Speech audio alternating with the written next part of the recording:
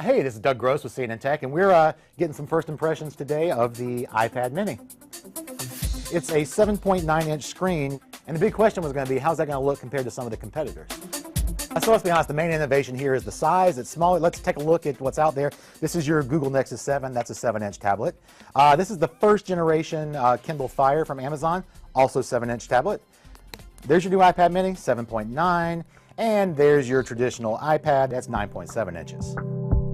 So now one of the main selling points that Apple and the other makers of the smaller tablets have for these things is how portable they are, how easy they are to carry around. Here's your Kindle Fire, 7-inch screen. I'm holding it in my hand just fine. The iPad mini, it's got that little bit bigger screen. It's a little bit tougher carry. Quinn, why don't you come give this a try? Give the Kindle Fire a shot in one hand. Yeah, no problem. There we go.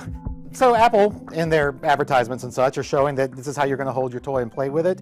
That works fine for me, but Quinn, why don't you give this a shot? See if that's as comfortable for you as it was for me. I'm stretching out my hands. A little bit of a stretch. You probably wouldn't hold it that way if it were up to you, would you? Yeah, this might be feel A little more like folks handle the regular iPad. Yep.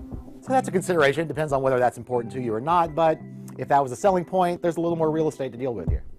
One thing Apple did not do with the iPad mini, it does not have the same high definition display, the Retina display they call it, that the most recent generations of the iPad have. Looking at it right here, I can definitely see high definition, no high definition. There's some speculation they may bring it in on the mini in future generations, but for right now, it's going to look a little bit more like your iPad 2 screen looks. Now, one big point that Apple has made is that the size ratio on the iPad mini and the original iPad are the same. So even though they're a different size, all of the apps that have been written for the iPad are going to render looking just as nice on the iPad mini.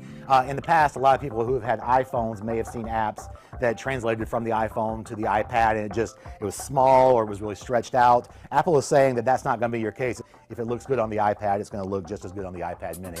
What we're going to find out, I think, here is whether this demand that we've seen in the market for smaller tablets has been because people want a smaller tablet, or is it because they want a cheaper tablet? Now you've got your Nexus 7, your Kindle Fires, those are going for $199. Your iPad mini is going to be $329, so it's going to be a good $130 more. So we're going to see if this market really exists, if they've kind of found the sweet spot on size, on price, on features.